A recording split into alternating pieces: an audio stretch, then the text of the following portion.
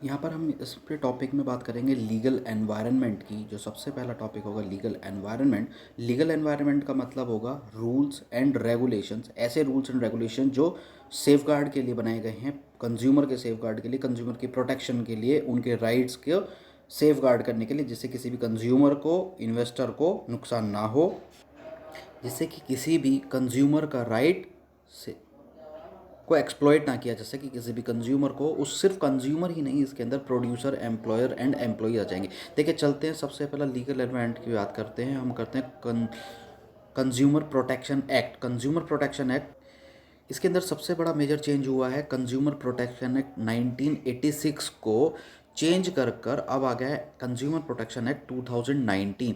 तो इस एक्ट के अंदर हम सबसे ज़्यादा वो बुलेट पॉइंट्स पढ़ेंगे जो एग्जाम पॉइंट के लिए बहुत ही इंपॉर्टेंट हैं। पूरे एक्ट को डिटेल में ना पढ़ के हम वो पॉइंट्स चेंज करेंगे जिसके ऊपर सबसे ज़्यादा चेंजेस हुए हैं और क्या, कौन कौन से वो पॉइंट्स हैं।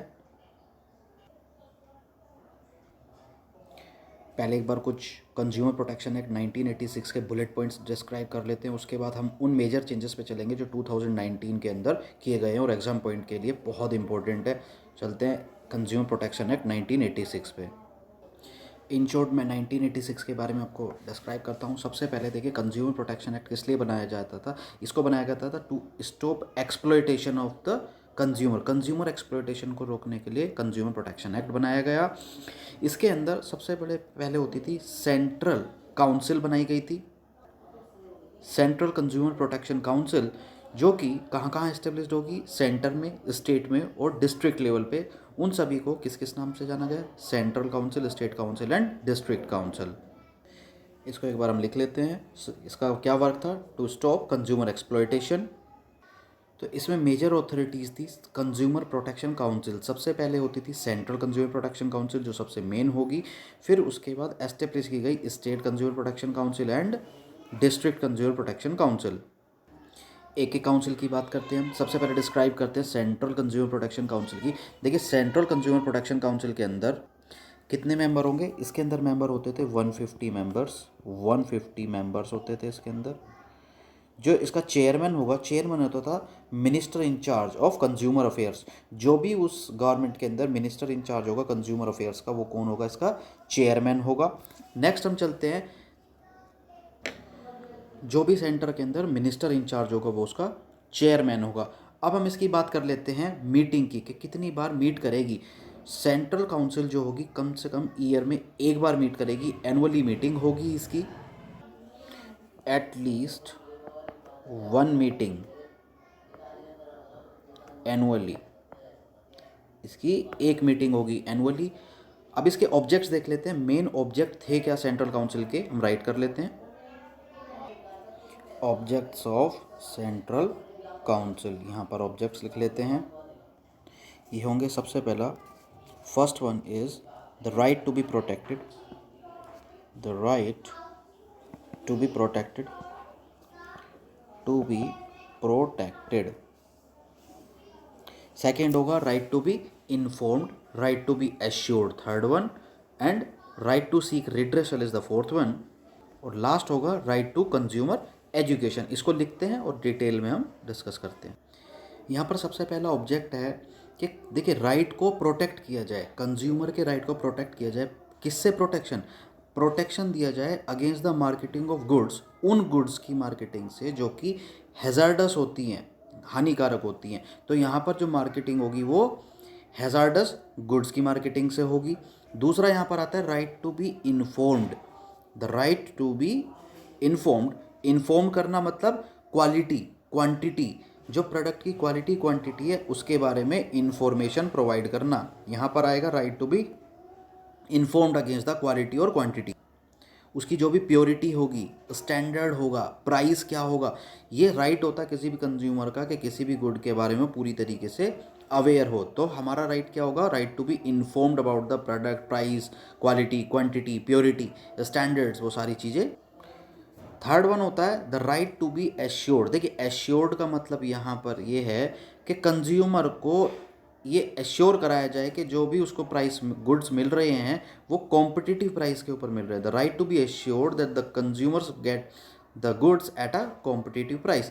The right to seek redressal, seek redressal का मतलब क्या होगा, यहाँ पर सीक रिड्रेसल का मतलब होगा कि राइट देना अगेंस्ट अनफेयर ट्रेड प्रैक्टिसेस। अगर कोई अनफेयर, कोई ट्रेडर जो है कुछ अनफेयर प्रैक्टिस यूज़ कर रहा है, अनस्क्रुपलस एक्सप्लॉयटेशन हो रहा है या रेस्ट्रिक्टिव ट्रेड प्रैक्टिसेस हो रही हैं, तो उसके अगेंस्ट में उसको रिड्रेसल दिया जाए। नेक्स्ट है right to the consumer education. Consumer education का मतलब है कि कंज्यूमर को पूरी तरीके से अवेयर कराया कर जाए। Let the buyer beware, consumer जो भी होगा उसको पूरी तरीके से नॉलेज दी जाए उस प्रोडक्ट के बारे में। तो ये कंज्यूमर प्रोटेक्शन एक्ट 1986 के कुछ ऑब्जेक्टिव्स थे। नेक्स्ट चलते हैं हम स्टेट कंज्यूमर प्रोटेक्शन काउंसिल की तरफ। स्टेट कंज्यूमर प्रोटेक्शन, हम इसको शॉर्ट में पढ़ लेते थे कि स्टेट कंज्यूमर प्रोटेक्शन काउंसिल क्या होगी। ये सारे स्टेट लेवल पर जितने भी चीज़ें होंगी उन सबको देखेगी। यहाँ पर जो चेयरमैन होगा, चेयरमैन कौन होगा, मिनिस्टर जो होगा स्टेट के अंदर में, मिनिस्टर इंचार्ज जो भी होगा कंज्यूमर अफेयर्स का स्टेट के अंदर, वो होगा इसका चेयरमैन। चेयरमैन होगा आपका मिनिस्टर इंचार्ज स्टेट। अब यहाँ पर स्टेट कंज्यूमर प्रोटेक्शन एक्ट जो काउंसिल है उसका कितनी मीटिंग करेगी, एनुअली कम से कम 2 मीटिंग करेगी। देखिए यहाँ पर सबसे ज़्यादा इंपॉर्टेंट जो क्वेश्चन बनेगा पेपर में वो बनेगा रिड्रेसल बेस्ड पे, कि national consumer, central consumer council, state और डिस्ट्रिक्ट लेवल काउंसिल कितने अमाउंट तक के केस को हैंडल करेंगी, जो कि एक मेजर चेंज हुआ है कंज्यूमर प्रोटेक्शन एक्ट 2019 के अंदर, उसको हम डिस्कस करेंगे। अब इसके बाद चलते हैं हम डिस्ट्रिक्ट काउंसिल की तरफ। अब बात कर लेते हैं डिस्ट्रिक्ट प्रोटेक्शन काउंसिल के अंदर। डिस्ट्रिक्ट कंज्यूमर प्रोटेक्शन काउंसिल के अंदर जो 1986 के हिसाब से यहाँ पर चेयरमैन कौन होगा, चेयरमैन होगा डिस्ट्रिक्ट का collector. Collector will be the chairman of district consumer protection council. तो जो यहाँ पर डिस्ट्रिक्ट लेवल मीटिंग काउंसिल होते थे, डिस्ट्रिक्ट लेवल काउंसिल के अंदर चेयरमैन कौन होगा, यहाँ पर कलेक्टर होगा, और मीटिंग्स ईयर में 2 टाइम्स होंगी। अब हम बात कर लेते हैं ज्यूरिसडिक्शन की, कि कितने अमाउंट का केसेस को कौन सी काउंसिल हैंडल कर सकती है। इसके अंदर सबसे पहले बात करते हैं हम सेंट्रल काउंसिल की, डिस्ट्रिक्ट काउंसिल की एंड नेशनल काउंसिल की। एज पर 1986, देखिए 1986 में एक्ट में यहाँ पर हम कंज्यूमर डिस्प्यूट रिड्रेसल एजेंसी देख लेते हैं कि कौन सा कंज्यूमर फोरम कितनी वैल्यू तक का केस हैंडल करेगा। सबसे पहले डिस्ट्रिक्ट फोरम की बात करते हैं। डिस्ट्रिक्ट फोरम जो है हैंडल करता है डिस्ट्रिक्ट फोरम हैंडल करेगा case up to 25 lakh rupees की वैल्यू, सॉरी डिस्ट्रिक्ट करेगा 20 लाख तक, और स्टेट लेवल स्टेट फोरम जो होगा, स्टेट फोरम करेगा आपका 20 लाख से लेके 1 करोड़ तक, 20 लाख टू 1 करोड़, और 1 करोड़ से ऊपर की वैल्यू का केस जाता था नेशनल फोरम में। सेंट्रल फोरम जो होता था, नेशनल फोरम में जो केस जाएगा अबव 1 करोड़, अबव 1 करोड़, 1 करोड़ से ऊपर की वैल्यू का जो केस जो होगा वो किस में जाएगा, 1 करोड़ के अंदर। देखिए ये इनके अंदर सबसे बड़े चेंजेस आए हैं कंज्यूमर प्रोटेक्शन एक्ट 2019 के अंदर। अब हम मेजर चेंजेस को डिस्कस कर लेते हैं, क्या क्या चेंजेस है 86 और 2019 कंज्यूमर प्रोटेक्शन एक्ट के अंदर। बढ़ते हैं आगे की तरफ, इसमें डिफरेंसेस देखते हैं क्या मेजर चेंजेस आए हैं कंज्यूमर प्रोटेक्शन एक्ट 1986 के अंदर में और कंज्यूमर प्रोटेक्शन एक्ट 2019 के अंदर। सबसे इम्पोर्टेंट टॉपिक है ये पेपर पॉइंट ऑफ व्यू से। देखिए सबसे पहला चेंजेस है रेगुलेटर के बिहाफ पे, यहाँ पर कलर चेंज करते हैं, रेगुलेटर के बिहाफ पे कंज्यूमर प्रोटेक्शन एक्ट 1986 के अंदर कोई सेपरेट रेगुलेटर नहीं होता था। वहाँ पर क्या होता था, कंज्यूमर प्रोटेक्शन काउंसिल होती थी, लेकिन यहाँ पर क्या बनाया गया, एक सेंट्रल कंज्यूमर प्रोटेक्शन अथॉरिटी को ऑर्गेनाइज किया गया है। अब आती है नेक्स्ट आता है कंज्यूमर कोर्ट की तरफ।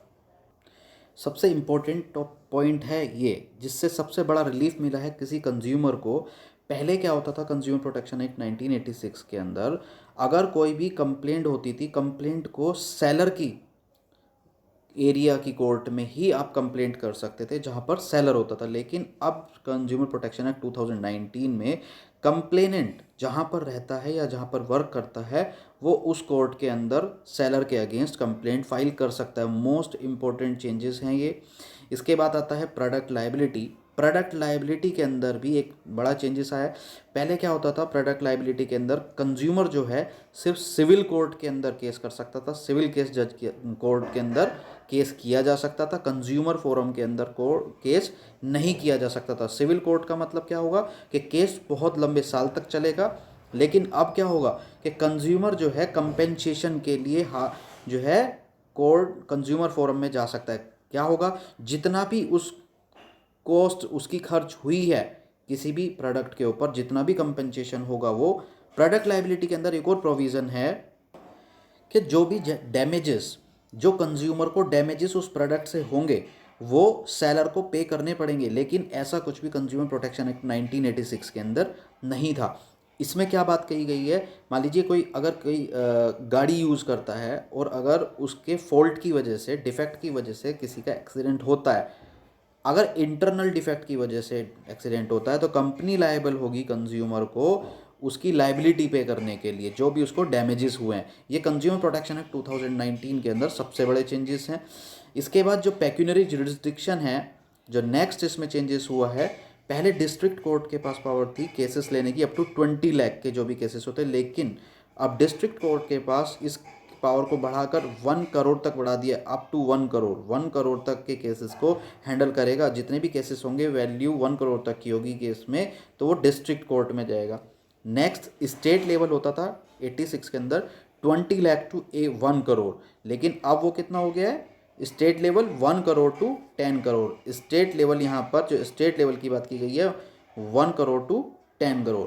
नेशनल लेवल कंज्यूमर फोरम में 1 करोड़ से ऊपर की बात करता था, लेकिन अब वही नेशनल लेवल जो होगा केसेस लेगा about 10 crore of value. 10 crore से ऊपर की जो वैल्यू होगी उस केसेस को कौन लेगा, नेशनल लेवल। 1986 के अंदर कंज्यूमर ई कॉमर्स के लिए कोई भी रेगुलेशंस या रूल्स या कोई भी प्रोविज़न नहीं थे, लेकिन 2019 के अंदर जो भी डायरेक्ट सेलिंग का मतलब जैसा सिंपल आप सेल करते हैं एक रिटेलर को या कंज्यूमर को, वो सारा का सारा एक्सटेंड कर दिया गया। वो सारे रूल्स ई कॉमर्स पर भी एप्लीकेबल होंगे। वो सारे के सारे किस पर होंगे, ई कॉमर्स पे भी। मीडिएशन सेल्स, देखिए उससे पहले कंज्यूमर एक्ट प्रोटेक्शन एक्ट 1986 के अंदर कोई लीगल मतलब मीडिएशन सेल नहीं थी, बीच में लीगल सेल नहीं थी। अब क्या होगा कि कोर्ट ने एक प्रोविज़न बनाया कि मीडिएशन के लिए सेटलमेंट भी की जाती है मीडिएशन के थ्रू। जो कंज्यूमर प्रोटेक्शन एक्ट के तहत अगर कोई भी केस में अगर कोई प्रॉब्लम आती है तो उसमें एक मीडिएशन सेल के थ्रू केस को रिजोल्व कराया जा सकता है। सो ये थे मेजर चेंजेस जो कंज्यूमर प्रोटेक्शन एक्ट 1986 और कंज्यूमर प्रोटेक्शन एक्ट 2019 के अंदर आए हैं। ये क्वेश्चन पेपर पॉइंट के हिसाब से ये सबसे इम्पोर्टेंट पॉइंट्स हैं। इन पॉइंट्स को आप अच्छे से पढ़िए। नेक्स्ट टॉपिक की तरफ मूव करते हैं, फैमा की तरफ, फॉरेन एक्सचेंज मैनेजमेंट एक्ट 1999। देखिए यहाँ पर जो फॉरेन एक्सचेंज मैनेजमेंट एक्ट है 99, इसको इनेक्ट किया गया था ईयर 99 के अंदर। और इसने किस एक्ट को ख़त्म किया था, फेरा। इट हैज़ रिप्लेस्ड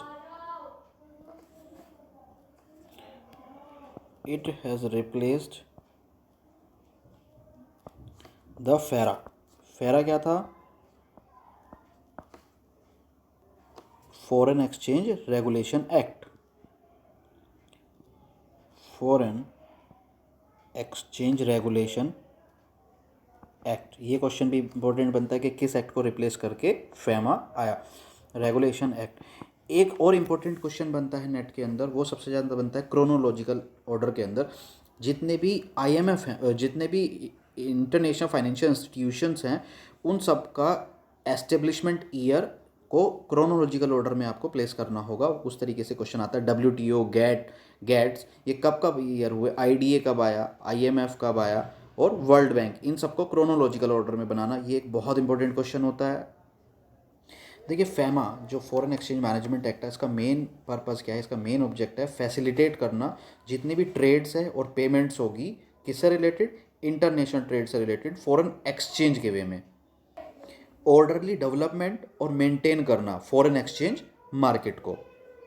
तो यहाँ पर फैमा का क्या मेन मोटिव था, external trade and payments. Main objective यहाँ पर जो रिकॉर्ड होता था ट्रांजैक्शंस का वो बीओपी रिकॉर्ड ही होता था, बैलेंस ऑफ पेमेंट रिकॉर्ड होता था, जो सिटीजन्स का जितनी भी सिटीजन्स की ट्रांजैक्शंस होती थी विद द वर्ल्ड। तो मेन रिकॉर्ड क्या होता था फेमा के अंडर में, बैलेंस ऑफ पेमेंट्स रिकॉर्ड्स। तो जितनी भी फॉरेक्स रिलेटेड जितनी भी क्वेरी और जितनी भी प्रॉब्लम्स होंगी वो सारी कौन देखेगा, ट्रेड्स ट्रांजैक्शंस, फॉरेक्स किसको बोलते हैं, फॉरेन एक्सचेंज को, तो वो किससे रेगुलेट होगी, फॉरेन एक्सचेंज मैनेजमेंट एक्ट 99 फैमा जिसको हम बोलते हैं। तो यहाँ पर इसमें सबसे ज़्यादा इंपॉर्टेंट क्वेश्चन क्या बनता है, इनका एस्टेब्लिशमेंट डेट, एस्टेब्लिशमेंट ईयर, कब ये एस्टेब्लिश हुआ क्रोनोलॉजिकल ऑर्डर में। नेक्स्ट टॉपिक की तरफ मूव करते हैं, सोशो कल्चरल फैक्टर्स और उनका क्या इम्पैक्ट रहेगा बिजनेस के ऊपर। आज की डेट में हर बिजनेस ग्लोबल हो गया है, ग्लोबलाइजेशन आने से बिजनेस क्रॉस बॉर्डर हो गया है, तो बाउंड्री बढ़ने से इसका इम्पैक्ट पड़ेगा इसमें। इसीलिए अब बिजनेस को बहुत सारे एनवायरनमेंट को फेस करना पड़ता है, social, economical, political, legal, socio cultural. तो उसी में से एक सबसे इम्पोर्टेंट है सोशो कल्चरल। देखते हैं उसके बारे में। यहाँ पर बात कर लेते हैं हम क्या की फैक्टर्स होंगे। की फैक्टर्स, पहले वक्त socio cultural factors and there impact. की फैक्टर्स अफेक्ट द बिजनेस, कौन से की सोशल कल्चरल फैक्टर्स होंगे जो अफेक्ट करेंगे द बिजनेस। तो यहाँ पर बात कर लेते हैं कौन कौन से वो फैक्टर्स होंगे, की फैक्टर्स होंगे जो अफेक्ट करेंगे बिजनेस को। देखिए खासकर ये होता है मल्टीनेशनल कंपनीज़ के लिए, क्रॉस बॉर्डर जब भी हम ग्लोबल होते हैं, मल्टीनेशनल कंपनीज वर्क करती हैं, एक कंट्री से दूसरी कंट्री में जाके वर्क करती हैं, तब सबसे बड़ी प्रॉब्लम आती है वहाँ की कल्चर, लैंग्वेज, उनको अडॉप्ट करना। जब तक हम किसी से कम्युनिकेट नहीं कर पाएंगे तब तक बिजनेस को रन नहीं कर सकते। तो सबसे बड़ा फैक्टर क्या होता है सोशो कल्चर फैक्टर में, रिलीजन भी आता है, बहुत सारे फैक्टर्स होते हैं, कल्चर हो गया, रिलीजन हो गया। तो हमें सबके साथ सारे फैक्टर्स को कंसीडर करना पड़ेगा, सभी चीज़ों को डील करना पड़ेगा। तो क्या होंगे यहाँ पर मेन फैक्टर्स होंगे, कल्चर, अलग अलग कल्चर के साथ हमें डील करना, लैंग्वेजेस, सबसे बड़ा प्रॉब्लम है हमारे लिए लैंग्वेजेस का, ये रिपीट हो गया लैंग्वेज यहाँ पर। रिलीजन, एक दूसरे का रिलीजन का मिसमैच होना, सभी लोगों की अपने अपने बिलीव्स होते हैं, तो रिलीजन सबका अपना मानना होगा। तो रिलीजन स्पेसिफिक भी कंट्रीज़ होती हैं, बहुत सारी कुछ कंट्रीज़ होती हैं जहाँ पर मेजोरिटी एक रिलीजन की होती है, तो ऐसी कंट्री में भी डील करना बहुत डिफ़िकल्ट होता है। लेवल ऑफ एजुकेशन, हमें वहाँ कर जो एजुकेशन है, प्रेफरेंस है लोगों की, वो भी देखनी पड़ेगी, कस्टमर प्रेफरेंस, टेस्ट, लोगों को रीड करना पड़ेगा कि वो किस तरीके की चीज़ लाइक करते हैं, किस तरीके का एटमॉस्फेयर है। और इसमें एक और आ सकता है, इसमें 7 ले सकते हैं हम, एटीट्यूड ऑफ सोसाइटी, सोसाइटी का क्या एटीट्यूड है towards foreign goods and services, attitude of society towards foreign goods and services. तो हमने सभी को पढ़ा कि कल्चर का, किसी भी होस्ट कंट्री के अंदर कल्चर के साथ डील करना, क्योंकि उस कल्चर में अंदर सभी के अपने अपना एटीट्यूड्स होंगे, सभी की अपनी बिलीव्स होंगी, तो उन्हीं के हिसाब से सरवाइव करना बहुत ही डिफ़िकल्ट टास्क होता है, बट नॉट द इम्पॉसिबल। उसके लिए एक कोऑर्डिनेशन होना बहुत ज़रूरी है, एक हार्ड वर्क होगा, लेकिन सेटअप से पहले वहाँ पर भी हमें एक प्लानिंग क्रिएट करनी होगी। किसी भी ऑर्गेनाइजेशन, किसी भी कंपनी को होस्ट कंट्री के अंदर जाके वहाँ के कल्चर को आइडेंटिफाई, रीड आउट करना पड़ेगा। तो इन सब से क्लियर हो जाता है कि क्या फैक्टर्स होंगे और क्या इनका इन्फ्लुएंस होगा बिज़नेस के ऊपर, क्या इन्फ्लुएंस होगा। अगर हम कल्चर के साथ अडॉप्ट नहीं हो सकते तो हम वहाँ पर, हमारी स्ट्रेटेजी काम नहीं करेंगी, हमारी पॉलिसीज़ काम नहीं करेंगी। लैंग्वेज एक बड़ा बैरियर होगा जिसके बिना हम कम्युनिकेट कर ही नहीं सकते, और without communication there is no business that can survive. हम किसी से इंटरेक्शन ही नहीं कर सकते, तो इनका इन्फ्लुएंस बहुत ज़्यादा रहेगा किसी भी बिज़नेस के ऊपर। तो ये सारे फैक्टर्स थे जो किसी भी बिज़नेस के अंदर हमें कंसीडर करने होंगे, और कुछ ये सोशल और कल्चरल फैक्टर्स थे। चलते हैं नेक्स्ट टॉपिक पर, CSR, कॉर्पोरेट सोशल रिस्पॉन्सिबिलिटी। यहाँ पर बात कर रहे हैं हम CSR की। CSR का मतलब होता है, कॉर्पोरेट सोशल रिस्पॉन्सिबिलिटी का मतलब है किसी भी ऑर्गेनाइजेशन और कंपनी की रिस्पॉन्सिबिलिटी टुवर्ड्स द सोसाइटी। कोई भी कंपनी कोई भी इनिशिएटिव लेती है सोसाइटी के वेलफेयर के लिए, व सोसाइटी के डेवलपमेंट के लिए, किस तरीके से, that can help in eradication of poverty, poverty को रिड्यूस करा सकती है, एजुकेशन के सेक्टर में हेल्प कर सकती है। बहुत सारी नॉन प्रॉफिट ऑर्गेनाइजेशंस, NGOs खुली होती हैं जो सोसाइटी के वेलफेयर के लिए वर्क करती हैं। देखिए CSR पॉलिसीज़ के अंदर इंडिया पहली ऐसी कंट्री बन गई है जिसने इनिशिएटिव लिया। इसने एक अमेंडमेंट की अप्रैल 2014 के अंदर, कंपनीज एक्ट 2013 में एक अमेंडमेंट की, CSR पॉलिसी को मैंडेटरी कर दिया कंपनीज़ के लिए। अब कंपनीज़ कैसे हेल्प करती हैं सोसाइटी के हेल्प के लिए, डेवलपमेंट के लिए, किस तरीके से डेवलप करे, कैसे वेलफेयर हो सोसाइटी का। तो इसमें कौन से सेक्टर्स आ जाएंगे? देखिए इंडिया पहली कंट्री बनी है CSR मैंडेटरी करने के लिए, तो बिज़नेस जो है, बिज़नेस क्या होगा, अपने एक्सपेंडिचर को इन्वेस्ट कर सकता है, अपने खर्चे को कहाँ पर इन्वेस्ट कर सकता है? टू इरेडिकेट पॉवर्टी, पॉवर्टी को रिड्यूस कर सकता है, पॉवर्टी के लिए हंगर, हंगर को ख़त्म करने के लिए, भूख, जो लोग भूखे रहते हैं, 2 टाइम का खाना नहीं खा पाते, हंगर, एजुकेशन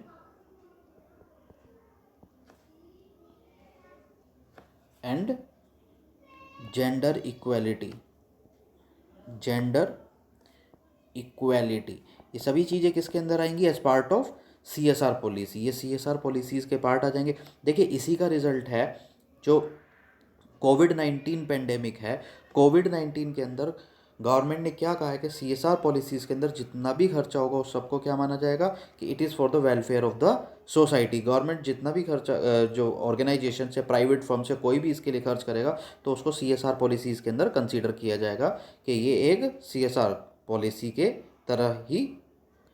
CSR पॉलिसीज़ के अंदर हम ये भी कह सकते हैं कि एक कंपनी की रिस्पॉन्सिबिलिटी टुवर्ड्स द बिजनेस की तरफ तो होगी, कस्टमर, एम्प्लॉयज़, जितना भी उसका खुद का स्टाफ होगा, शेयर होल्डर्स, स्टेक होल्डर्स की तरफ होगी, उसके साथ साथ to the society, to the environment, society और एनवायरनमेंट के लिए उसकी क्या रिस्पॉन्सिबिलिटीज़ होती हैं, वो सभी CSR पॉलिसीज़ के अंदर काम करती हैं। तो CSR पॉलिसी के तहत जितने भी किए गए वर्क होंगे वो सब कैसे होंगे? वो फिलैंथ्रोपिक होंगे नेचर में। कैसे होंगे? फिलैंथ्रोपिक होंगे और चैरिटेबल होंगे, चैरिटेबल इन नेचर। अब इसमें हम बात कर लेते हैं कि एप्लीकेबिलिटी ऑफ CSR। नेक्स्ट देख लेते हैं एप्लीकेबिलिटी ऑफ CSR। इसमें 2014 के अंदर एक अमेंडमेंट आई कि कोई भी कंपनी अगर रजिस्टर्ड है 2014 के अंदर, 2000 कंपनीज एक्ट 2013 के अंदर अगर रजिस्टर्ड है तो उन सब पे लागू होगी, या फिर एनी अदर प्रीवियस कंपनी लो, उससे पहले 1956 लगता था, उसके अंदर अगर कोई भी कंपनी रजिस्टर्ड है जिसकी टर्नओवर कितनी होगी, उसकी टर्नओवर 1000 करोड़ होगी और नेटवर्थ कितनी होगी, 500 करोड़, वो सब किसके अंदर आएगी? CSR पॉलिसी के अंदर आएगी। कंपनीज में रजिस्टर्ड हो under the companies act 2013 and any other previous company law having turnover, having net worth, यहाँ पर नेटवर्थ की बात करेंगे पहले, having net worth of ₹5 crore, 500 crore और टर्नओवर, अगर टर्नओवर कितनी हो, 1000 करोड़, 1000 करोड़, तो ये सब किसके अंडर में आएंगी? CSR पॉलिसीज़ के अंदर। इनके ऊपर एप्लीकेबल होगी, जिनके लिए ये मैंडेटरी है। चलते हैं नेक्स्ट टॉपिक की तरफ, ग्लोबलाइजेशन की तरफ। क्या होगा ग्लोबलाइजेशन? देखिए ग्लोबलाइजेशन नेक्स्ट हमारा टॉपिक है, ग्लोबलाइजेशन। ग्लोबलाइजेशन का मतलब क्या होगा? कनेक्टिंग किसी भी एक कंट्री की इकोनॉमी को वर्ल्ड इकोनॉमी के साथ कनेक्ट करना, वो क्या होगा? Globalisation. Connecting country's economy with the world economy. अगर इंडिया के कंसर्न में बात करें तो connecting India's economy with the world economy. Connecting any country's economy, किसी भी कंट्री की इकोनॉमी को विद द वर्ल्ड इकोनॉमी,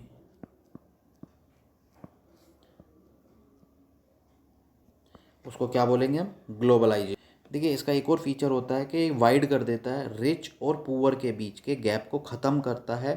क्यों? क्योंकि ग्लोबलाइजेशन होने से हमारी क्रॉस बॉर्डर रीच हो जाती है, इससे पॉलिसीज़ लिबरल हो जाती हैं, जितने भी ट्रेड बैरियर्स हैं उनको रिमूव किया जाता है। किन पॉलिसीज़ के तहत? देखिए जैसे WTO बहुत सारी पॉलिसीज़ बनाता है जो ट्रेड बैरियर्स को रिमूव करता है, वो सब चीज़ें किसका फैक्टर है? ग्लोबलाइजेशन का। ग्लोबलाइजेशन होने से बहुत सारा बिजनेस क्या होगा? डेवलप होगा। यहाँ पर इसके क्या फैक्टर्स होंगे? ग्लोबल कंज्यूमर आउटरीच होगा, ग्लोबल मार्केट रीच, यहाँ पर मार्केट ओपनिंग्स हो जाती हैं, ग्लोबल मार्केट रीच होगा। देखिए ग्लोबलाइजेशन का एक और फैक्टर है कि ये इरेज कर देता है डिफरेंसेस को between domestic and foreign markets, erase the difference between domestic and foreign market, यहाँ की और बाहर की मार्केट के डिफरेंस को इरेज कर देता है डोमेस्टिक एंड फॉरेन मार्केट। देखिए अब डिस्कस कर लेते हैं इसके कुछ मेथड्स, क्या क्या मेथड होंगे ग्लोबलाइजेशन के।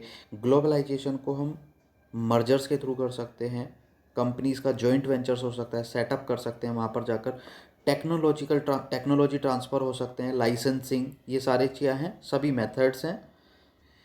इसके अंदर स्ट्रेटेजिक अलायंसेस की बात भी होती है, 100% सब्सिडरी की बात भी होती है, ये सभी फैक्टर्स होते हैं ग्लोबल।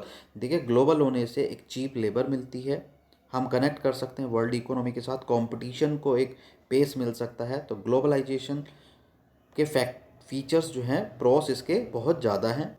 देखिए इसके प्रोस की बात करें तो प्रोस की बात करने पर हमें पता लगता है कि फ्री फ्लो होता है, यहाँ पर टेक्नोलॉजिकल एडवांसमेंट होगा, ज़्यादा से ज़्यादा टेक्नोलॉजी आएगी, इंक्रीज़ होगी।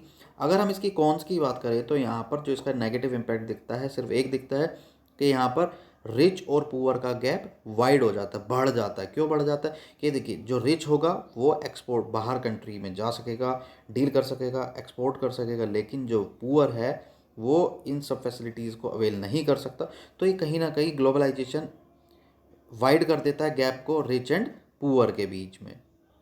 इसका एक इम्पैक्ट ये भी होगा कि इससे डोमेस्टिक इंडस्ट्रीज़ को लॉस होगा। डोमेस्टिक इंडस्ट्रीज़ को क्या लॉस होगा? देखिए डोमेस्टिक इंडस्ट्रीज़ को लॉस ये होगा कि जो प्रोडक्ट्स इंपोर्ट करने पर सस्ती मिलेंगी, जो बाहर की कंट्री हमारी कंट्री में आके प्रोडक्ट बेचेंगी, वो हमारी डोमेस्टिक कंट्रीज़ को हर्ट करेगा, हमारी डोमेस्टिक कंट्री उससे ग्रो नहीं कर पाएगी। जैसा कि चाइना इसका सबसे बड़ा एग्जांपल है। चाइना की प्रोडक्ट्स बहुत ही चीप होती हैं, बहुत सस्ती होती हैं, जिसकी वजह से कहीं ना कहीं हमारी कंट्री की जो इंडस्ट्रीज़ हैं उन पर इम्पैक्ट पड़ता है, एडवर्स इम्पैक्ट पड़ता है, एडवर्स इफेक्ट पड़ता है। देखिए ग्लोबलाइजेशन का ही असर होता है एफडीआई। ग्लोबलाइजेशन जो है एफडीआई को इजी करता है, इसमें इंपोर्ट को लिबरल किया जाता है। इंपोर्ट लिबरलाइजेशन भी ग्लोबलाइजेशन के अंदर आता है, इंपोर्ट लिबरलाइजेशन। तो ये सारी पॉलिसीज़ किसके अंदर आएंगी? ग्लोबलाइजेशन के अंदर। तो यहाँ पर हम फॉरेन मार्केट इंडस्ट्री के अंदर कैसे एंट्री करें, उसके जो मोड्स होंगे वो हम ऑलरेडी डिस्कस कर सकते हैं। क्या क्या होंगे एक बार दोबारा देख लेते हैं। यहाँ पर हम देख लेते हैं एक्सपोर्टिंग, लाइसेंसिंग,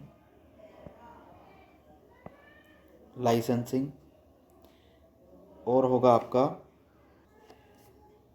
जॉइंट वेंचरिंग, बस दो, strategic alliances,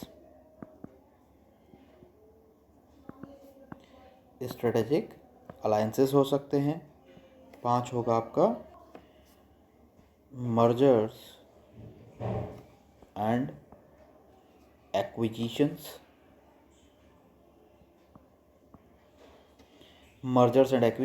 and 100% subsidiary.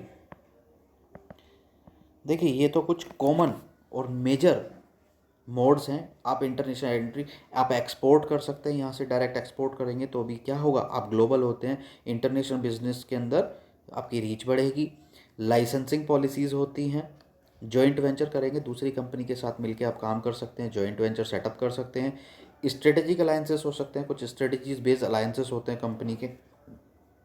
Next होगा मर्जर्स एंड एक्विजिशंस। मर्ज करके किसी के साथ, या किसी को एक्वायर करके किसी दूसरी फर्म को, या फिर 100% सब्सिडरी सेटअप के साथ हम किसी भी इंटरनेशनल मार्केट के अंदर रीच कर सकते हैं, एंट्री कर सकते हैं। तो ये थे modes international business market entry के।